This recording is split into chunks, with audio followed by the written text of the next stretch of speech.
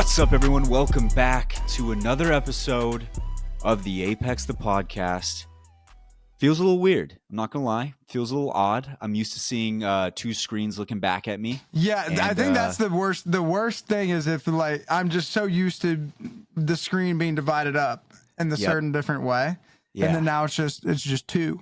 Like my face is way bigger on your screen, your face way bigger on my screen. Oh, so it's just a little off-putting at first because we're used to the It'll definitely take some time to adjust to it, but it won't because this should be the only pod that we do as a duo because we were on the search, we were on the hunt, and we were optimistically thinking about it the whole time. And ladies and gentlemen, we got the best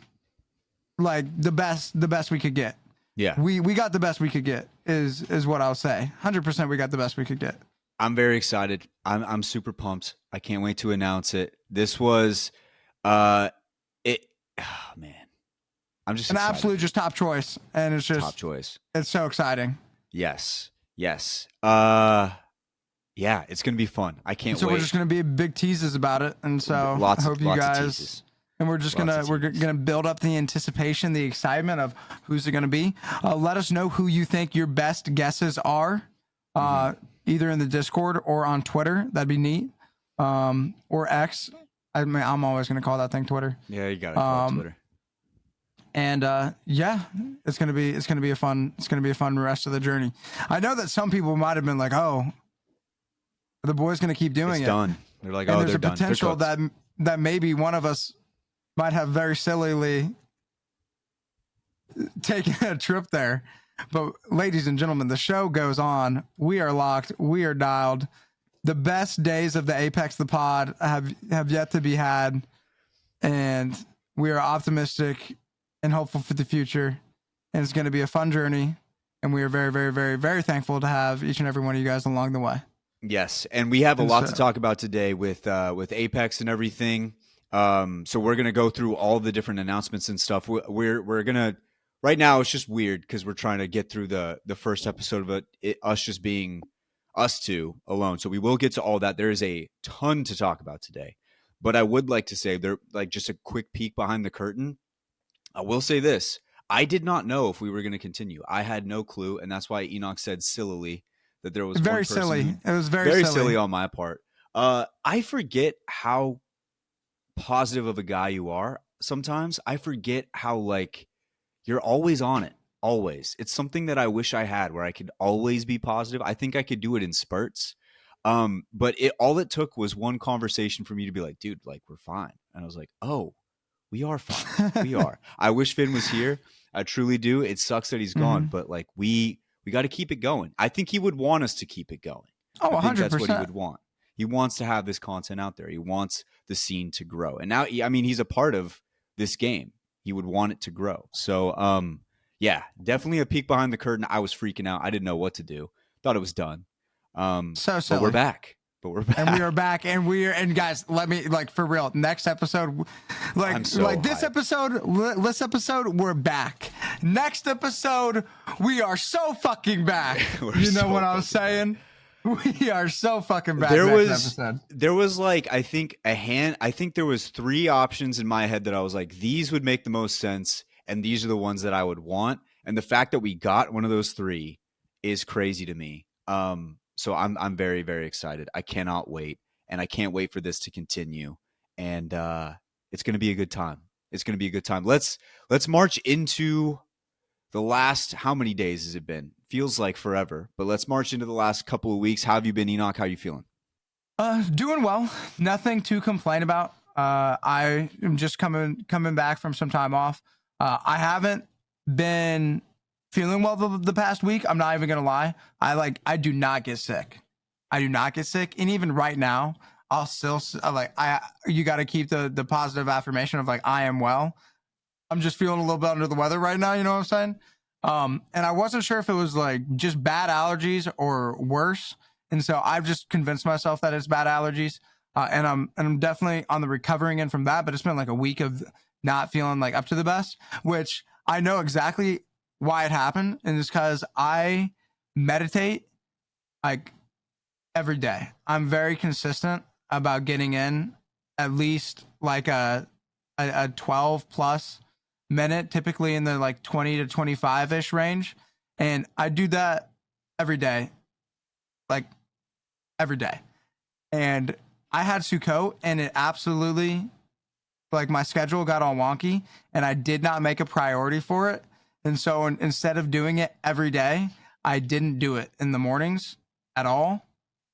And I did 8 days of that, and then I got sick for the first time in like years. And so I definitely am going to make sure that I do not go 8 days again without doing it, because there truly is a lot of health benefits that you get from it. And if you're interested at all in any of like what those are, do your own research, like spend some time, figure it out. And then once you do that and you have more questions, feel free to hit me up. I'd be more than happy to talk about it, because I do think it's just an absolutely profoundly positive practice to have. And it's one that I definitely will not go 8 days in a row without doing again, because I learned my lesson. I'm a not do that. But yeah, it's been a journey, and it's been a fun 2 weeks, and yeah, continuing to grind and build. Twitch is going well. Like, the numbers are starting to like juice up again. So I've been definitely leaning more towards there with my time than I have on Kick. Just since when I came back from the time off, things on Kick weren't hitting as good, and then things on Twitch were just starting to like cook up way more. And so I was like, okay, I'm just going with the flow, and keep doing that. And so that's been fun, and it's been cool. But it's also a reminder of like, I don't want to get to a place where I'm like, I care about the numbers, and I want to be happy and just genuinely filled with joy just by the fact that I am getting up and doing all the things that I'm doing, and not allowing that to be dictated by numbers that I don't necessarily have control over. But yeah, it's been good. Loving life. How about you? It's been good. It's been good. Also bad in other ways. The Denver Broncos suck. I hate them. I hate that franchise. I never want to talk about them ever again. I hope they get relegated. You know that you could just decide one day to Yeah, just not give you know a what? fuck, and then I just tried that. completely walk away. I tried. Don't try. You want to know what just happened, do it. Enoch? The one day I took your advice, and I was like, I'm not going to watch this shitty team. They won a game. The only game they've won was the game I didn't watch. So That what you makes gotta me do, feel like I'm just missing out. at the end of the season. Just decide like, this was my last season of Forever? allowing my emotions to be dictated. Bro, Think about all the time you'd have. but the emotions when they're good are so good. It's just that the emotions when they're bad are terrible. Then pick a And better they're the team. worst. Yeah, I guess I You're could do gonna that. have a team that you have your emotions dictated by. Yeah, At least make probably. it want to like figure out like, okay, Probably should have picked a better team there. But probably like the Chiefs or somebody, right? They're good. I don't follow they're football. our division rival. I can't. No, but other Is than it a that, rival if you always lose? that you didn't. You're right. I don't even follow, but I'm just assuming. You just stabbed me in the heart without realizing it. The way that came out of your mouth, you stabbed me in the heart without realizing it. No, yeah, we haven't beat them, I think, in 4 years, which is like extremely sad. Hey, I mean, that happens. Yeah, It's like high school. It's like yeah. going an entire Ebbs and it's like flows. going an entire high school career 0-4 against the rival high school. Yeah. So there's that. But also, the Fresno State hockey program, once again, I'd like to thank everybody for who listened to this show, who hopped in and was listening and stuff like that.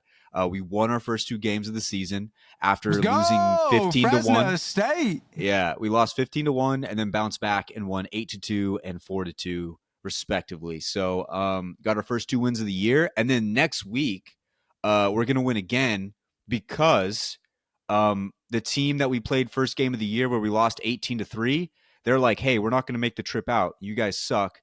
So they're going to forfeit. So now that's a 3-game win streak. Okay, so we're riding high over here. They're not gonna make. They're just not going to drive out. They're just not going to show up. So 3-game win streak for us. That shit is funny. Feeling And the great. fact that they're just taking the L. Yeah, they're just like, we'll just lose this one. Dude, they said it's not worth it. They said it's not worth, but that's okay. In my mind, everything's worth it. So we win 3-game That's win an. streak for I us. mean, and it was just practice when you guys went, right? No, it was a real game, Or but the issue it was our was a goalie. game. It was a I game, but know. our Okay, our so actual you guys goalie were was hurt. playing a league game Uh-huh. with nobody. We were playing a I league thought you were game talking about with I thought it was no, like a preseason it was a scrimmage. I thought legit y'all were. game. But what ended up No, happening was our goalie got hurt right before, so we had to throw a forward and goalie pads and just you don't hope for have the a best. backup.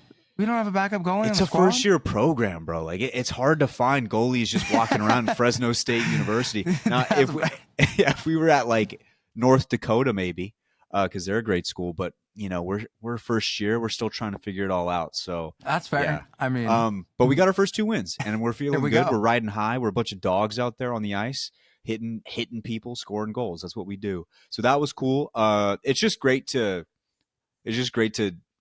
be around hockey all the time. It's one of my favorite things in the world. So there's not much more I could ask for than that. And baby watch, we're getting pretty damn close. We got the baby photos today.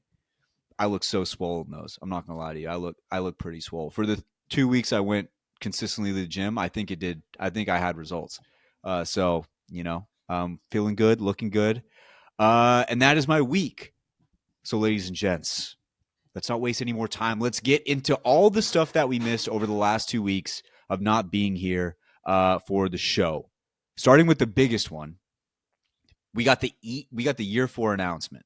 ALGS year 4 announcement. Lots of stuff to go into here. I'll run through it really quickly. I think one of the big things to mention is South America is no longer represented in Pro League. They still have an opportunity to come in here and get some teams in. We know that there are some good teams coming from South America, but they are no longer represented. They are replaced by the People's Republic of China, who are going to get some teams in here. Let's run through it real quick. Pro teams compete in challengers. Going back to SA, the top 20 teams will move into the SA regional finals. Top 2 teams will qualify for LAN playoffs, and then the SA team with the most points at the end of Split 1 and Split 2 will go to LAN. Moving into the other details, Split 1 playoffs, there will be 12 teams from NA, 8 from EMEA, 8 from APAC South, 8 from APAC North, and 2 teams from China. And then Split 2, at least 2 teams from China, and at least 10 teams from NA. The prize pool, NA, 250 Thou Wow, EMEA, 250 Thou Wow, APAC North and South, 250 Thou Wow. And then we get into all of the different nitty-gritty stuff that was already specified in all the other ALGSs. That's just the money you would win if you won that region. Enoch, going through all this different stuff, there's a lot of stuff to go through with the year 4 announcement. It looks like the prize pool went up, if I'm not mistaken. I'm not entirely sure, but I do know that the prize pool is the same for all of the different regions, which I think some people think that it wouldn't, like, that's not the best option, judging by how NA is a very like top heavy dominant like region. It's without a doubt NA is the hardest region. It's not even close. And so does it make the same amount of sense to have 250 Thou Wow, as was said by Wyatt, for NA the same as it is in regions that are significantly not as stacked? I don't know. I from my personal opinion, I would say that it would make more sense for NA to have a higher prize pool, given its higher concentration of competitive teams. But at the end of the day, 250 Thou Wow going around to everybody, and year 4 happening and being announced. I think there's so much to be excited about and to look forward to that. Could you like nitpick and go through like each and everything and be like, okay, like this could be better, this could be better, yeah. And like you can do that to a certain extent, but just even if you are doing that, just make sure that you're still grounded in the fact of like, okay, like this is still something that overall is super exciting, great for Apex as a game, great for it as an esport, and it should be exciting. Yeah, it is interesting. I think there's some weird stuff with it. The one thing that I can think, and I'm not even saying I necessarily agree with how they do it, but I do think that if you were to give a bigger prize pool to one region, we would have a lot more of people switching regions, but we already have that anyway, because we're already getting more teams switching over to NA in the first place. That's the only real issue I would see with it, with just a very top heavy region. But then again, you would be doing that because there's more prize money. And so, they would have to battle it out.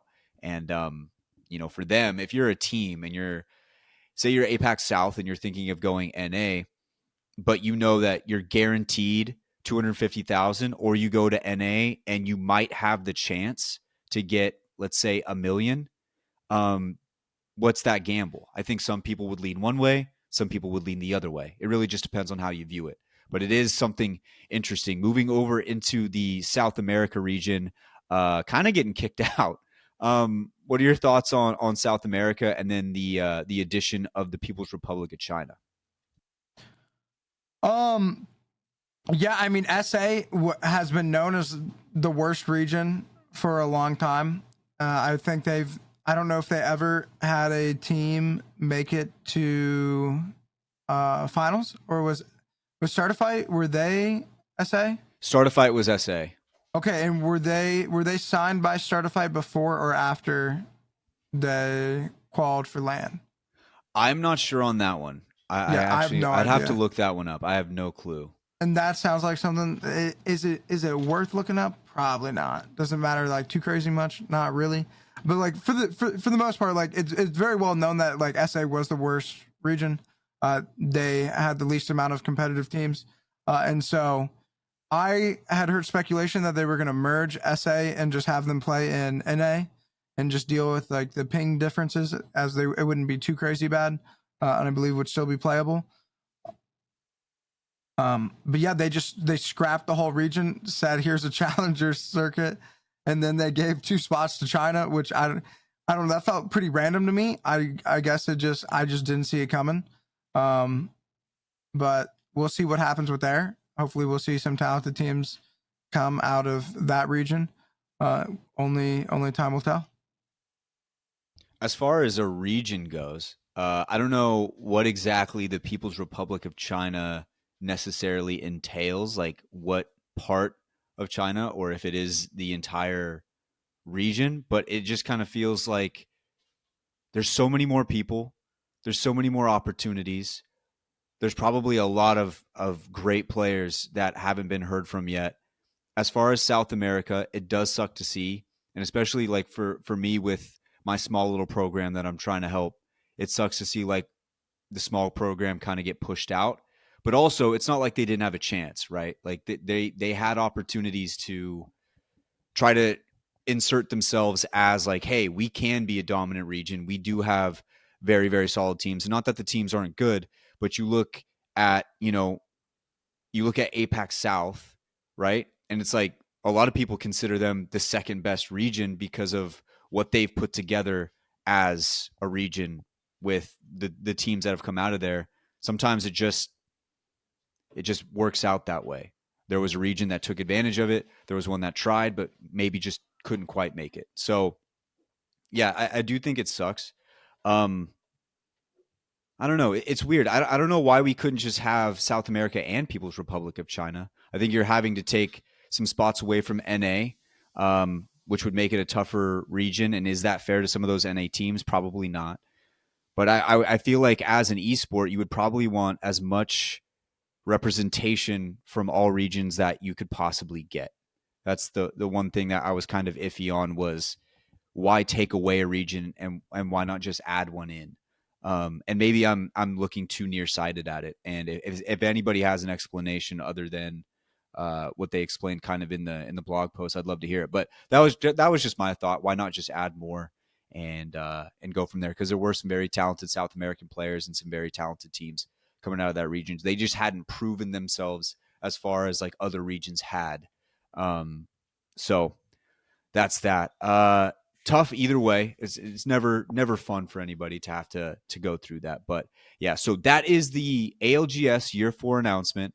Another weird little thing about it was saying that teams that had like reserves on their roster could go back into the challenger circuit if they never got to play. I don't know if I'm reading that correctly. But I thought that was cool too. Like, because there's been some subs who come in, step in, and have themselves like a very good land, very good tournament. That we've had a few of those on this show. I thought that was kind of cool for them to be like, hey, if you've been sitting on the bench this whole time and you feel like you can still compete, but the team already has like the spot, go ahead, try to run at it in the challenger circuit. So I liked that. I thought that was another cool little wrinkle that they added to the announcement. You have anything else before we move on into the next thing, Enoch, on year 4? I think we've about covered up. Perfect, because that means we get to go into some drama. There was some drama. Is there any other? There's no other way to really put it. Imperial Hal is at the center of this one. The CEO, he took some shots at some players while he was playing with It's Timmy and Sykes. They were playing some rank together. Took some shots at RKN and Monsoon, talking a little bit about how he doesn't feel like they kind of deserve that the spot that they're in, and also that, you know, if you're showing up to a tournament and not performing while others are working their ass off and they're kind of tied to your success, how that's a little bit unfair, and kind of roasting these two players. And then Sykes came in with the point, well, hey, you probably shouldn't be airing this out with Timmy and your chats there. There's a lot of people watching. They're going to all mob over to him and have their thoughts and opinions towards him, and it's a little bit unfair for him. So that was Sykes's point. If you want to see the full clip, you can go look at Jay Males. He's one of the Apex esports. He's like a beat writer kind of. He follows along with all the different signings and all the different news that goes around. He makes some good articles. I highly suggest following him and checking out his Apex stuff. But he has the clip in one of his articles where you can click and watch through. It's in one of his YouTube videos to get the full scope of exactly what happened there. But that was the gist of it. Enoch, your thoughts on the entire situation, because it blew up pretty damn big. Yeah, I definitely think that Hal has the ability to like say what he wants on his platform. And so Sykes was kind of like trying to police what Hal was saying due to the fact that there was a lot of people watching, which to some level I understand, but then to another, like, you got to let a man say what he wants. Like it's not like he was going specifically out of his way to do that on somebody else's platform. He was just talking on the one that he has. And so he was talking about something that's related to his space, his game, the competitors that he plays against, and he was sharing his opinion about it. Everybody's entitled to their opinion. Hal's entitled to his. Everybody who's mad at what Hal said is entitled to theirs. Hal should be able to share his opinion, and he made that very clear when he, like, following it. I think like the last day, well, like the next day, he tweeted out, "As long as it's my channel, I will speak on what I think if it's in relevance to my job. Just because you're my friend does not mean you get a pass for anything. I will also never allow what my audience says to dictate whether or not my opinion is shared or how it is shared." And so you got to respect him for having that position, or else, I mean, at least I certainly do.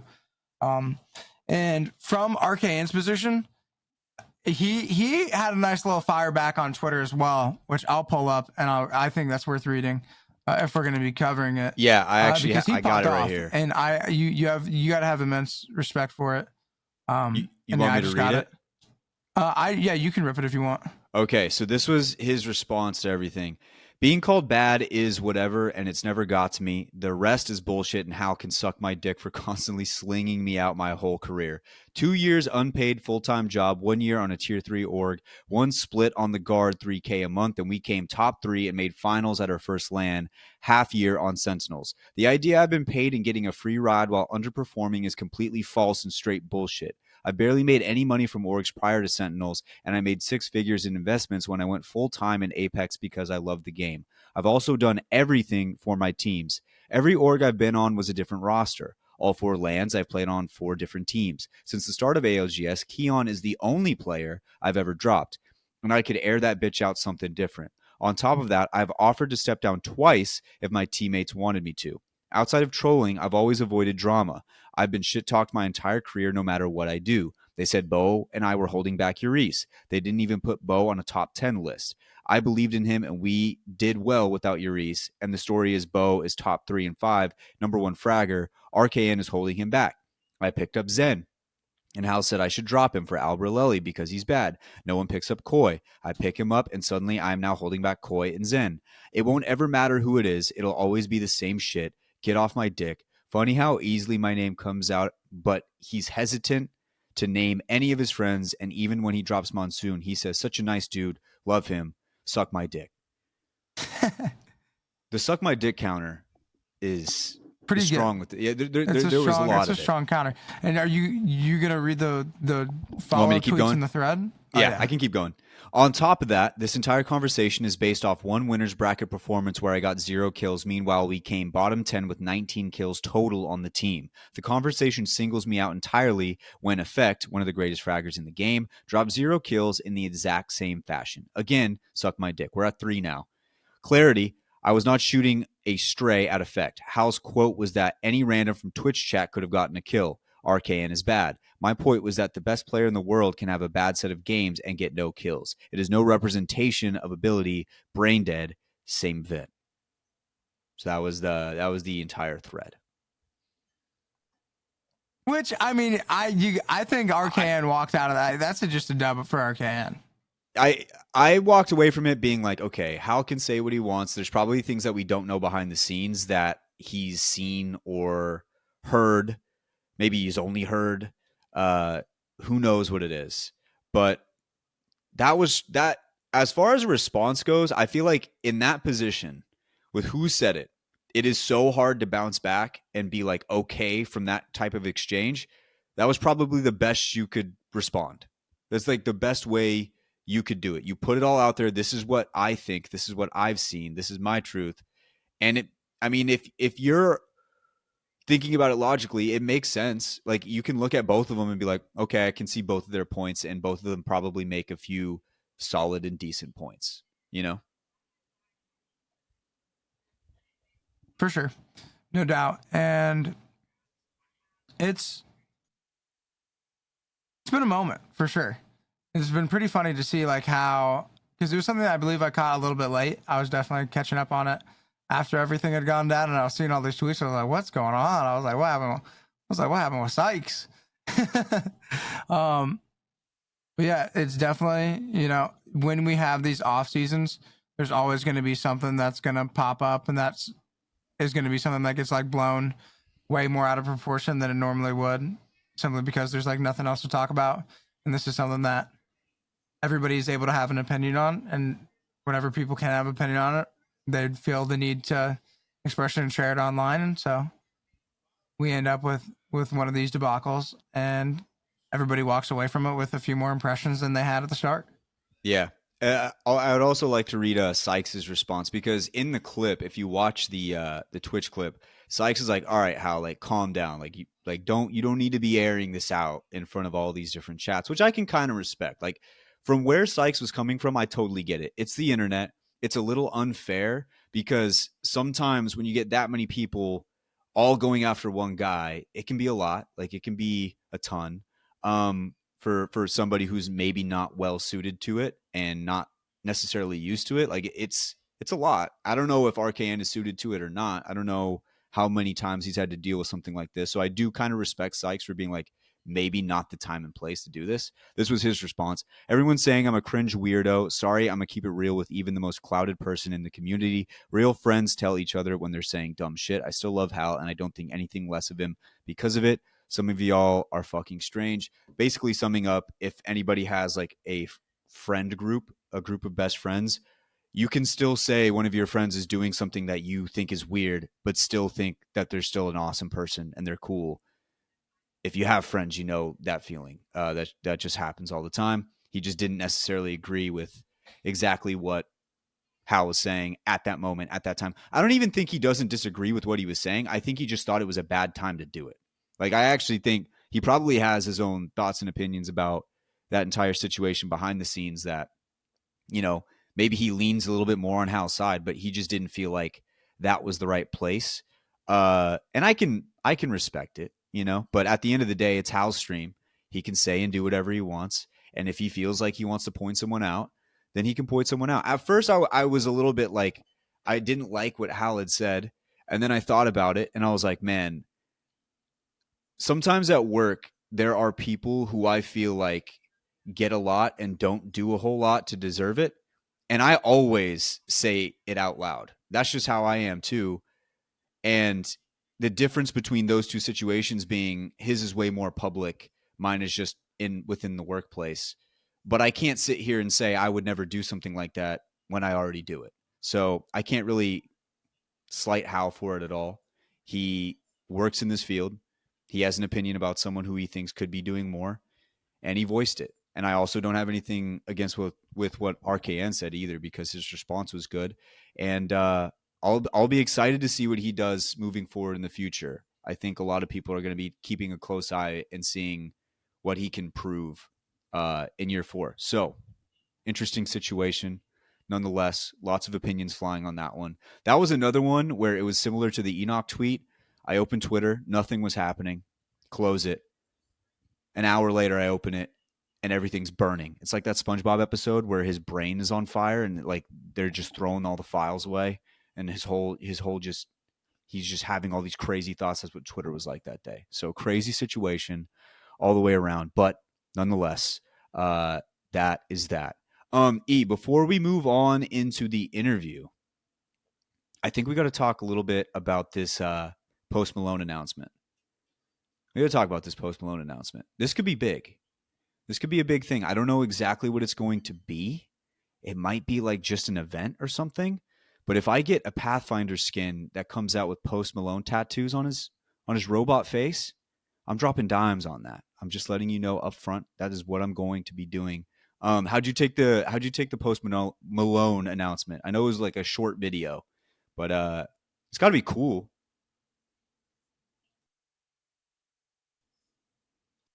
I haven't seen the video, but I'm excited to see what it'll be for the event. We know that he has played Apex in the past, and he's played with Timmy, and that is a game that he enjoys. I do believe that we are going to be seeing an Octane Post Malone skin, which is super exciting and just an amazing collaboration. And we'll see what happens. I feel like we still don't know. Like we don't know what it's going to be. It was so vague. Like we know something's happening and that it's going to be for 2 weeks or so, but we don't know what it is. So we'll see what happens. Yeah, the video, if you haven't seen it, you can go find it on the Play Apex Twitter. But basically, he's just laying on the ground, like a concrete ground, and he goes, "Can somebody res me?" And he's just still laying there, and the camera's kind of zooming out, and he just goes, "Somebody, please!" And then it just cuts, and it's just Apex Post Malone. Interesting. Somebody brought up the point to me on Twitter. They were like, it would be super funny if they tried to do like a Fortnite concert type situation. And then somebody else brought up, you could probably never do that in Apex because unlike Fortnite, I think it'd be a little bit more sweaty. Somebody would definitely try to shoot you and kill you while you were trying to enjoy the concert, which I agreed with based on how the games have gone for me this season. But very cool announcement, very interesting. We still have a lot more Apex news to talk about. We didn't bury that under the Post Malone stuff, but we're gonna hit a quick ad. We're gonna talk about some teams moving to NA and then some contests that have been happening in the scrims. So hit a quick ad and let's get into the interview. We still got some stuff to talk about here. Really big news. Moist Esports is moving to NA. So now 2 amazing Apex South teams have moved on over. They are now in NA. We have Dark Zero, now Moist. Interesting. Have we announced move. who Moist is like who their third is? There's rumors. I didn't know if you wanted to say them. Dude, I mean, we can. It's like all but confirmed. It's all but officially confirmed? announced. I mean, Yeah. at least they've been scrimming the whole time, right? And I just feel like that's such a lock. Like there's just no way that they don't do it. This is going to be crazy. Gilderson's Guild on Moist. Gilderson's is headed, it looks like, to Moist, barring disaster, which is just the craziest development. We were talking about, I mean, Finn was saying on the last episode how big it would be. Like he believed Gilderson's was more of a pickup than Sweet was, which is what that's kind of how he was rated. Like it is a big deal to have this guy go to a team that was already very well established. Now they're moving to NA. This is crazy. Give me some of your thoughts on Moist moving NA. I think it's incredibly exciting for Moist as an org to be moving into NA. It's definitely a bigger and more popular scene. You're going to be getting more, as we said, it's a very dominant region, and so their regular pro league, at least in their eyes, is going to be viewed as better practice for LAN because they're going to be playing in the hardest competition. It should prepare them for those LANs a little bit better than they have been getting in APAC South, even though it has been looking like APAC South is an incredibly strong region on their own and is definitely deserving of the 8 spots I believe that they'll be having moving forward. Which is really great for APAC South, just to see them rise. Moist leaving does weaken the region as like a whole in terms of when we think about APAC South. Moist was like, since Dark Zero left, it was like, okay, Moist is the big bad APAC South team, and now they're moving over to NA as well. And so now we have, I believe, Strafing Flame and the boys should be taking over that big bad APAC South team title. And so it'll be exciting to see what org they end up on as they continue their run of excellency. But yeah, Guild is an absolute huge pickup for them. I think it's going to be an absolute amazing fit. As we know that Guild struggled with Sweet's IGLing style, and he felt like sometimes with the way that he was approached from a very critical perspective. And I think it's just going to be a completely different vibe over there with the Moist Boys. I think it's going to be an incredible environment for Guild to thrive, and we'll really be able to see a confident, fun Guild playing at his best, playing with two absolute phenomenally talented shooters, and it's huge for the org, huge for NA, makes us an even stronger region, and it should be fun to see them compete amongst the rest of NA. It'll be fun. This was the statement from Waltzy on why they had moved. For everyone wondering why we made this decision, NA has better viewership, more third-party tournaments, a bigger talent pool for us to finally find our permanent third, and most importantly is the toughest region, which means better practice for LAN. So that is why they moved over. There's Looks a like lot they of already reasons. have their third. I mean, there's a lot of reasons. Yeah, but and the fact that you get to pick up Guild as your third when you're a duo, you get to come into the NA roster mania and scoop up what you would arguably be the number one controller player, add them to an already phenomenally well proven team. It should be exciting. Yeah, and as far as APAC South goes, there's still some really solid teams out here. We still got Dreamfire, MDY White, Iron Bull Gaming, just to name a few. So this will be the interesting thing for me. I want to see how APAC South hangs with 2 of their top teams leaving. I just want to see what happens. I would like to see how this region goes, because for a long time on the show, we've been saying second best region. Does that remain the same? It's going to be very tough to do, but they still got some bangers over there. So we'll see how all of that goes. Last thing, I think, before we get into the heart-to-heart this week, we got to talk a little bit about some contests. We got to talk the contest specifically with E8. Obviously, Enoch, part of E8. There was a contest over with tripods. Didn't go E8's way. Did not. Let's talk. The tripods gave E8 the work. I mean, it's really just that simple. And not only was it the tripods that gave E8 the work, I saw a little. I didn't watch it happen, but I saw clips of it on YouTube, and that boy Nick Merckx, he was shooting. There was on one of the contests, he had a 126 Sentinel shot. It was either 126 or 156. It was a charged up Sentinel headshot. Yeah, I mean, I'm not working with E8 as their coach anymore, so I'm not as close and with it. And I'd like to think that wouldn't be happening if I was. Even though I mean that's just optimistic thinking. Yeah, I mean the tripod simply showed up. They played the contest better as a team. They hit their shots better. Could you say that on some of the reps that they had better RNG? Sure. But at the end of the day, I mean, it was a pretty clear like they wiped them. And so with the tripods having as dominant of a first like really like round of contest goes, it makes sense why you would just be like, okay, like I'm sure that if it was just that one round of contests, they would still be fighting it out for sure, and making their case that they're the better team fighting team to have the POI. And I think in time they definitely have everything that it takes to beat the tripods. But with Moist making their announcement that they're moving into NA and with them landing grow towers, I think that E8's decision to leave the contest had way more to do with the fact that they didn't want to triple contest Moist and pods for it. And so once Moist was going there, they're like, okay, you know what? You can take it. We're out. Because I mean, Moist on the contest. I mean, like if you're gonna work by the pods, the Moist is just a different beast. And so we'll see how things look with the tripod Moist contest. That's something to keep our eyes on.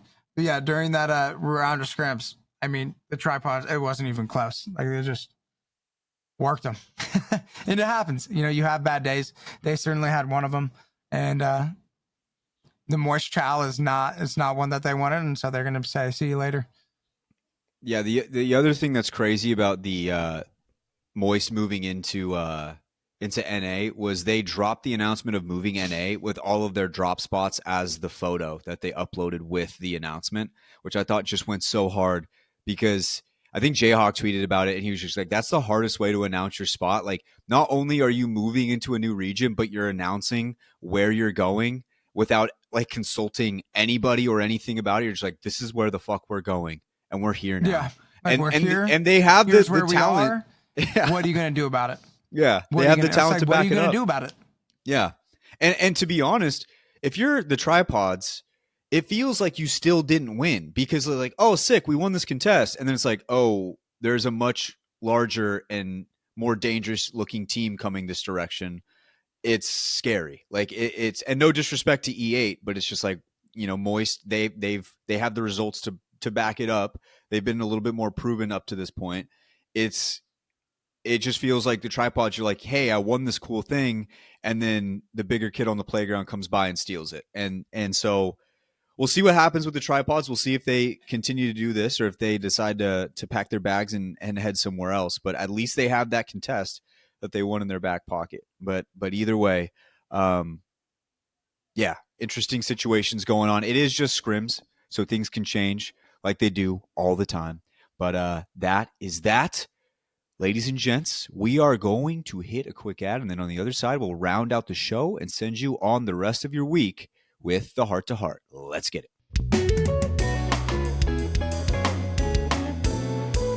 All right, ladies and gents, it is Heart to Heart time. Heart to Heart time. It's just two of us here with this big old Heart to Heart. How are we going to figure this out? We just have to do it one by. I'm going to ask who wants to go first, and you're probably not going to say anything. I mean, you don't even have to ask. I was going to say, Wyatt, you were welcome to go first. Yep. Yeah. Okay. There we go. No, it's been good. I will say, I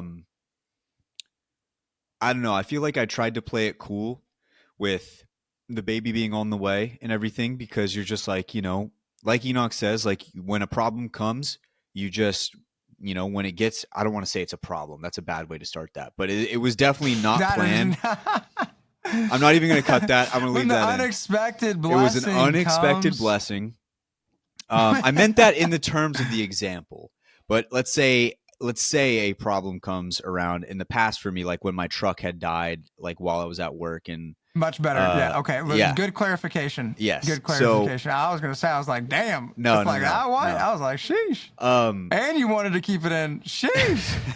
I was like, this dude is just. Yeah. No, I meant it more back-to-back weeks, just terrible jokes to start off the Heart to Heart segment, bro. Just back-to-back weeks.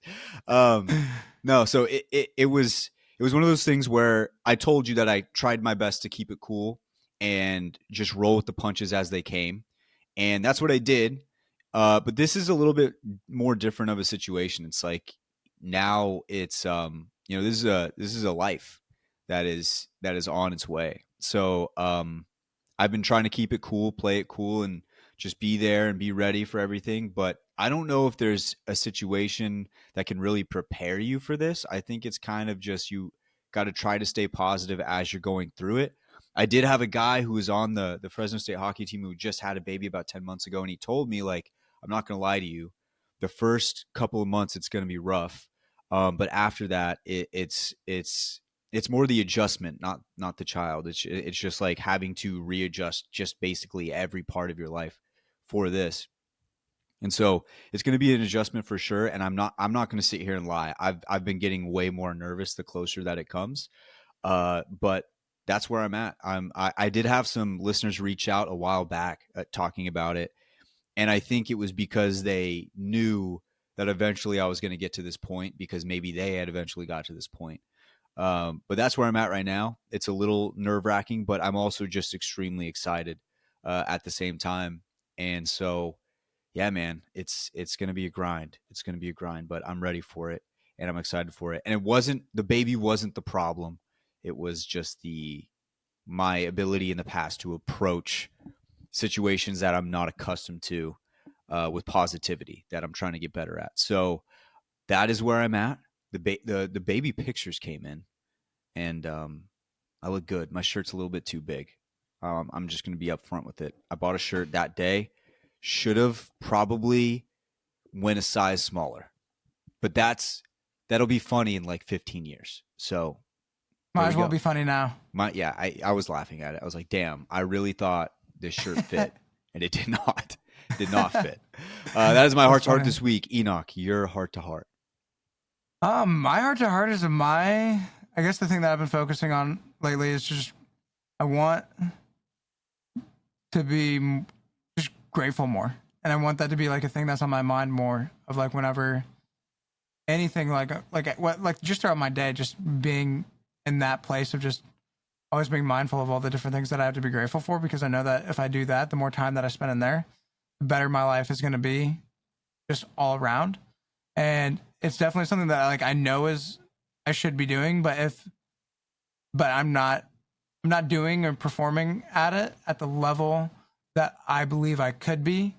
And so I that's like an area that I want to lock in and improve on.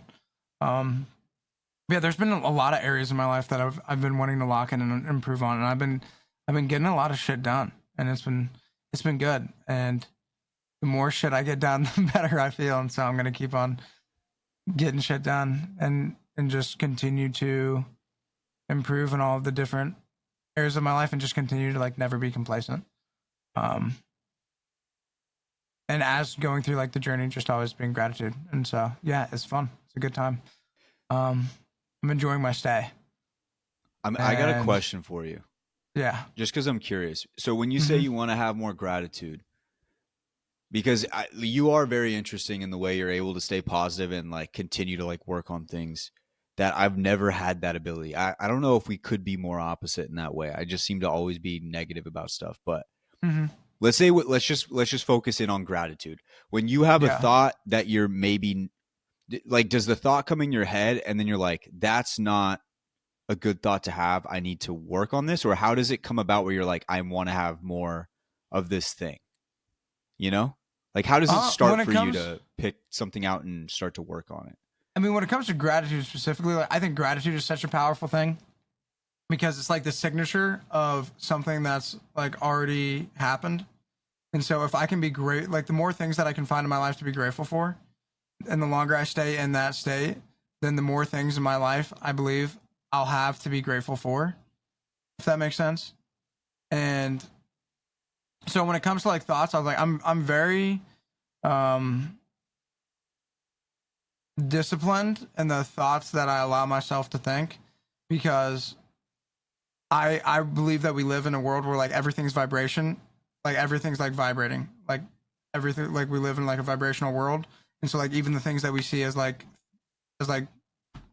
solid objects, at like the core, like everything is vibrating. And so with everything vibrating, thoughts, I've come to the conclusion that they have like positive and negative charges. And so the more you spend in a positive thought or having like a positive mindset, or just in a positive emotional state, like the more thoughts you think like that, then it'll seep into your body, and then you'll have like those more positive emotions. And the more time you spend in that positive, like emotional place, it'll lead to you having like a more positive demeanor. And so the more time you spend in those like positive vibrations, I would say that you then will then attract more positive life experiences. Where if you spend more time in a negative, like thought pattern, and you go down those negative thought patterns, and then those negative thought patterns get you into a negative emotional state, and then you dwell on that negative emotional state so much that it becomes like your default, and you spend most of your time at like that more negative vibration, that then you will then attract more negative life experiences. And so that's why I'm a big advocate for, even when like the perceived negative life experiences come, that you can shift your perception on them and view them in a more positive way, and then you'll have a more positive experience as a result. And so and for me, like I want to have like very good positive thoughts up here, and I know that gratitude, if I like when I'm saying like I want to be more gratitude, I'm thinking like in myself, like I'm close to like setting a reminder for like every 5 minutes that like an alarm will go off, and then it'll be like, oh, like think of something that I'm grateful for, and just getting to the place where and just instinctually, and it's just something that I'm always constantly in a place of, because as people, we are very programmable, and we're just a culmination of different programs that we pick up through our entire life. And I've become very mindful of that. And as a result of that, I have become more intent on the different programs that I put into my life, because I know that then my life as a whole will become a result of the different programs that I have. And gratitude is definitely one that I realize that I need to have more of in my life, and one that I believe will serve me well. Interesting. Okay. I was just wondering. Just something to think about for a little bit. Definitely. The next time you see like a negative, because and I think a big thing is you have to be the observer of like what's taking place. Because for the majority of my life, if I experienced an emotion, I just was identified with it. It was like, if I felt sad, it was like, I'm sad right now. And I was identified with the different things that I would be experiencing, instead of now I'm very much at the point where I am like I'm not the one who's experiencing it. I'm the one who's observing the experience of it. And that's so just because I'll have moments where like something will happen and I will feel anger and rage like rile up within me. Because like, take video games for instance. Like, I used to be a rager. I used to like play video games and just fucking scream because of how mad I would get as a result of it. And it was just I'd done it for so many years that it became programmed to like my natural, like how I was. And that doesn't really go into like the whole vibe that I have now, right? And so I had to change that. And so there'll be times where like I'll be playing and I'll have something that'll pop up, and I can, even now with how much progress I've had in it, that I can feel those negative emotions spring up within me. But just because they spring up within me and I recognize the fact that they're there, doesn't mean that I have to act and behave because of them. And that's something that, like, again, like tying in earlier, like meditation has helped me tremendously through. And it's a big thing that I do a lot with my mindset coaching, is a lot of like reframing different ways to look at things, to then give you like the right thought patterns in order to allow you to become successful in the areas of your life where you feel like you're not. And that is interesting, because in the past, or actually not in the past, always, you can tell how I'm feeling by usually just looking at me. You can just tell. So when you say like be an observer of the feeling, not just be the feeling, it's like, if I'm sad, you'll know I'm sad. If I'm angry, you'll know I'm angry. It's so easy to tell. I can't hide it. So it's always been something I've struggled with, is being able to just have a feeling and not let myself like be the feeling. Well, here's like a big distinction. Like, you say like I'm sad. Like you're not like you. I would say like you're not sad. Like when you're saying I'm sad, it's like you're identifying with the sadness. Where you are a being experiencing sadness. I'm feeling sad, not I'm sad. You're feeling like it's something that it's something that you're experiencing. It's not who you are. And so, and once like you spend like more time wrapping your head around like that, and the more like if you like, I would say meditating definitely helps with the ability to, but you with meditating, a big thing about why I'm such a big fan of it is because if you sit yourself down for 15 to 20 minutes and you're like, okay, I'm going to be still. When you're doing that, your body is going to instinctually want to get up and do like this, that, and the other thing, because that's what you've been doing your whole life. And you haven't like had the program of, okay, we're going to sit down and do this. And so like when you do that, your body's going to want to do this, that, and the other thing. And you have the opportunity to come up like against yourself and like what your body wants to do. And you get to say like, okay, I'm going to take care of all this later. But like right now I'm going to be still and I'm going to take control over myself. And I'm not going to do something just because like my body wants to. And so then you're strengthening that internal muscle that you have within yourself. So that way, when like that life situation that comes up that like makes you feel sad, like you can feel the sadness, but then make the choice of, okay, just because I feel like I can feel the sadness, it doesn't mean that I have to act out of that because I feel that way. Yeah. I can recognize that the feeling is there, but then I still get to choose how I'm going to behave. Or like, I think it's easier to think about it with like anger. Like if you're somebody who gets road rage, like you can experience the guy cutting you off and feel the rage within yourself, but then choose not to act and behave out of it. Yeah. Yeah, that's something I definitely need to work on. I think facets of it I can control, but it makes sense, but it's like it's ones that I have the most experience with. Like a lot of my jobs have been driving related. So when it comes to like what you said, like a guy cutting you off, I don't even feel it anymore. I'm just like, okay, whatever. But then when it comes to other things like coworker to coworker, like discontent, other things like that, it's like I still struggle with some of those things where I let my let the entire emotion like take over. I also think confidence is a big thing too. Like I feel like I was way more confident in who I am and where I was going like 5-6 years ago when I was still young and there wasn't as much responsibilities. And now that a lot of these responsibilities are coming, I feel a lot more like unsure of if I'm going to be able to do it.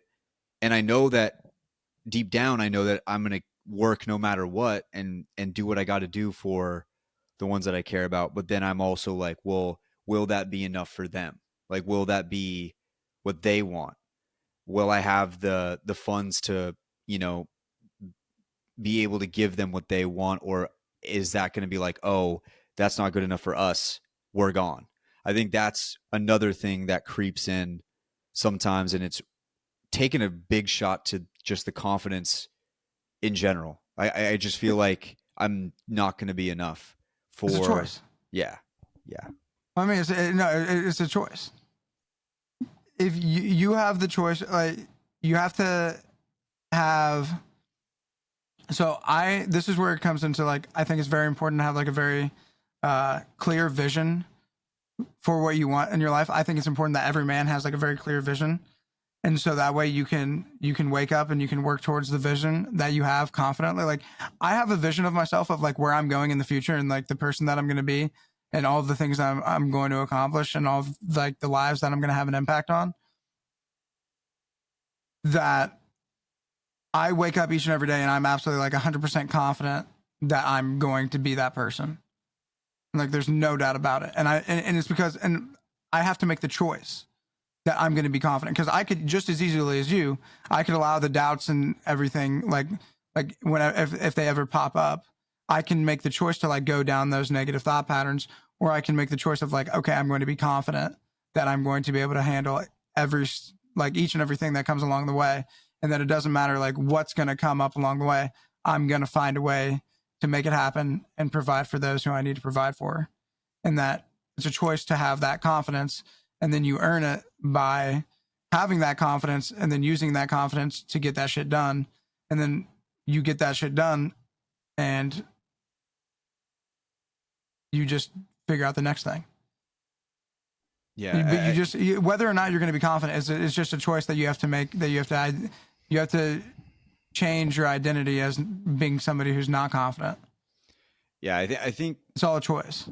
The thing that's always held me back is when you said, and this kind of goes back to the tweet again, but it was, you said, give everything you can to what you want to go for in that moment. Like, give everything you've got.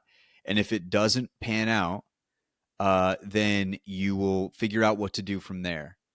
And I think my thing that's always held me back is I'm like, the whole time I'm thinking, I'm not going to, I don't think I'm going to make it. Like the whole time I'm thinking, I'm just not there.